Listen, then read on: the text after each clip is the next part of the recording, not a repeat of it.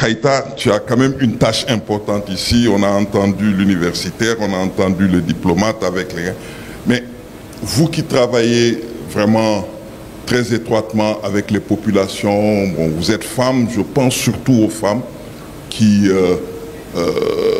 pratiquement contrôlent le commerce intracommunautaire. Je pense aux jeunes qui le plus circulent dans la région.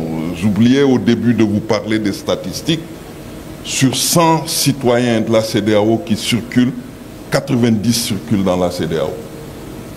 C'est la région où on circule le plus à l'intérieur d'une autre région en Afrique. Et 90% des gens qui circulent sont des gens qui ont, je dis 65% des gens qui circulent ont moins de 35 ans. Donc c'est vous dire que les jeunes, les femmes ont un rôle important à jouer dans cette libre circulation. Qu'est-ce que... Donc je vais vous donner mon micro. Quelle est votre observation, quelle est votre évaluation de ces... Depuis 1979 jusqu'à maintenant, qu'est-ce qu'on peut dire de la libre circulation, surtout en tenant compte des femmes, des jeunes dont je vous ai parlé? Merci beaucoup Ibrahima. Bonjour à toutes et à tous. Alors, vous me permettrez d'abord de dire combien je suis honorée de partager ce panel avec d'éminentes personnalités, mais également remercier Ibrahima, qui est un mentor et également un grand frère. Pour ceux qui ne le connaissent pas, il ne s'est pas présenté, il est très modeste. Ibrahima est une source intarissable d'informations quand il s'agit des institutions sous-régionales et régionales avec qui il a beaucoup travaillé et a été le point focal de beaucoup d'organisations internationales. En tout cas, quand j'étais à Open Society, Ibrahima nous a beaucoup aidés. Il a beaucoup travaillé sur le plaidoyer également avec ces institutions-là. Sur une autre casquette également, nous qui sommes dans le mouvement féministe, Ibrahima est un soutien majeur, non seulement en termes de conseils, mais également en termes d'information, de littérature, pour un peu avoir des évidences pour nos combats. Donc merci pour tout ce que tu fais dans l'ombre. J'aimerais également remercier Afrikajom et à sa tête Alioune Tine pour avoir créé en tout cas cet espace de réflexion sur la nouvelle CEDEAO que nous voulons construire. Une CEDEAO profondément réformée où les jeunes occupent une place prépondérante. Et c'est là où je vais dire le constat, en tout cas de ces 2 derniers jours, à part le panel sur le numérique, on n'a pas vu beaucoup de jeunes. Et je crois que si nous parlons de la CEDEAO des 50 prochaines années, il est important que nous écoutions les jeunes qui soient dans les panels également pour nous dire leurs aspirations. Parce que si nous regardons les dynamiques dans la région et les critiques envers la CEDEAO, ces critiques viennent pour la plupart des jeunes qui ne sont pas contents et c'est eux-mêmes qui soutiennent des coups d'État et les États du Sahel parce qu'ils croient qu'ils portent un discours nouveau. Donc c'est vraiment important que nous puissions écouter les jeunes dans le cadre des discussions comme ça pour qu'ils puissent également nous dire leurs aspirations d'une CEDEAO nouvelle parce que les 50 prochaines années, beaucoup d'entre nous ne seront pas là et c'est la réalité. Alors je crois que la CEDEAO que nous voulons construire, Ibrahima, ce sera une CEDEAO qui est ancrée dans une approche décoloniale, mais également une CEDEAO qui a une approche basée sur les droits, mais également sur les principes féministes. Les principes féministes de liberté, d'empathie, d'égalité, mais également de safeguarding, et vraiment j'en passe. Donc, tu me permettras également de dire que j'ai pris le parti de focaliser mon intervention sur la situation des femmes dans les contextes migratoires en Afrique de l'Ouest, et en Afrique particulièrement au niveau de la CEDEAO. J'ai écouté les autres panélistes et en aucun moment j'ai entendu, et on sait que dans les processus migratoires, les femmes, en tout cas, sont très vulnérables. Et je crois qu'il est important de mettre le curseur sur ça. Alors, je ne vais pas revenir sur les principes fondateurs de la libre circulation des personnes et des biens. Je crois que mes devanciers en ont parlé. Le droit d'entrée sans visa, le droit de résidence, mais également le droit de travail. Je crois qu'ils en ont parlé assez largement. Peut-être juste relever quelques acquis en termes d'intégration régionale. Je crois que le fait qu'on ait la carte d'identité biométrique CEDEAO, qui, comme vous l'avez dit, n'est effective que dans 5 pays en Afrique, le Sénégal, le Ghana, le Bénin, la Gambie et la Sierra Leone. Dans d'autres pays, cette carte d'identité est en cours. Je crois que ça réduit beaucoup d'obstacles au niveau administratif. Quand on est détenteur de cette carte, on a la possibilité non seulement d'habiter dans le pays qu'on veut, mais également d'y travailler sans un permis de travail ou un permis de séjour. Je crois que c'est vraiment une avancée majeure et ça donne toute sa splendeur à la notion de citoyen communautaire, parce qu'on sent qu'on fait partie d'une communauté, qu'on peut quitter le Niger, venir au travail et au Sénégal et y travailler. Donc je crois que c'est vraiment un acquis majeur qu'il faut relever. Prof en a parlé également, le fait d'obtenir la carte brune d'assurance, je crois aussi, facilite les déplacements au sein de l'espace CEDEAO. Maintenant, quand j'achète mon assurance au Sénégal, je mets systématiquement une assurance CEDEAO sans frais supplémentaires et ça me permet de circuler surtout vers la Gambie où je vais très souvent. Et vraiment, je crois que dans tout l'espace CEDEAO, avec la carte d'assurance brune, on a la possibilité de circuler. L'autre élément, je crois qu'il en a parlé également, c'est vraiment les corridors qui existent, surtout les corridors routiers régionaux.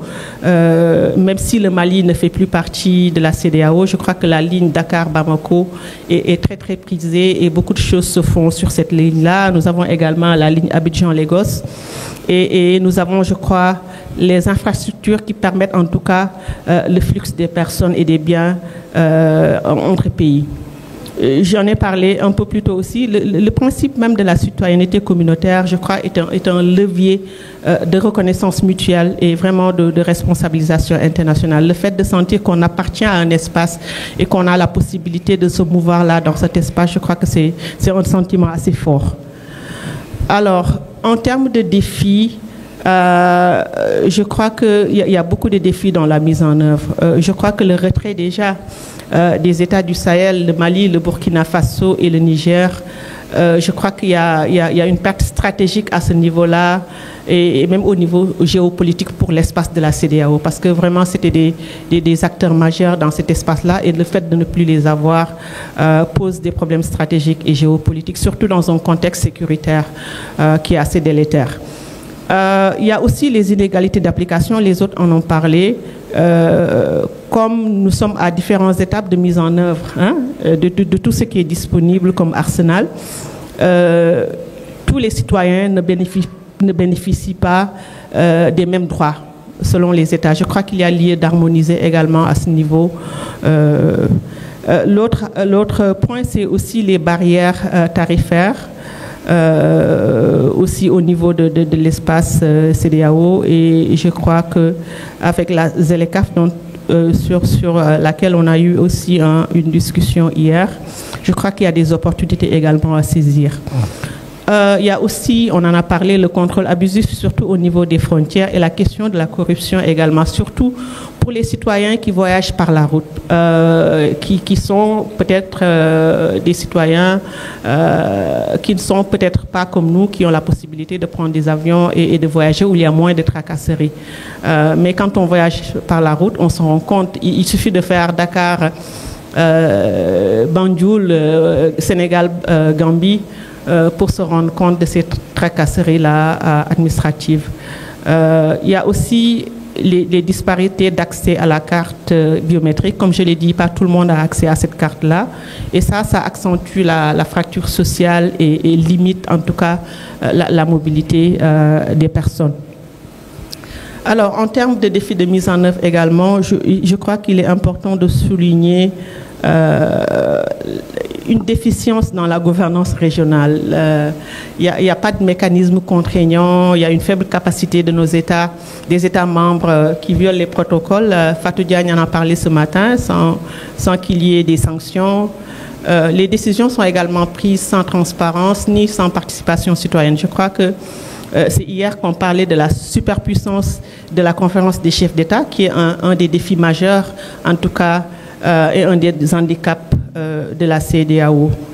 Il y a aussi une leadership, je trouve, qui est tournée vers une survie politique nationale. On parle souvent de syndicats des chefs d'État qui ne sont là pour leurs propres intérêts et pas pour les intérêts, en tout cas, de la communauté. Il y a aussi la dépendance extérieure, surtout la plupart de nos projets d'intégration sont financés par les bailleurs internationaux. Donc je crois que la mobilisation des ressources domestiques devient un impératif, en tout cas, si nous voulons avoir le contrôle sur nos économies. Alors, on parle souvent de l'influence de la France, mais moi je veux vraiment relativiser cela parce que je crois qu'il faut plus qu'on parle du leadership en Afrique. Je crois que l'Afrique présentement est en manque de leadership. Je crois qu'on est loin des années Wade et Mbeki. On en a parlé, on avait le plan, le NEPAD, avec une vision très claire de là où on veut aller. Vraiment, on est nostalgique de ces années-là. Il me semble que maintenant, vraiment, il y a un leadership criard sur le continent. Et le Nigeria, qui a longtemps, en tout cas, porté ce leadership-là, a des difficultés internes liées à l'extrémisme violent au sein de son territoire également.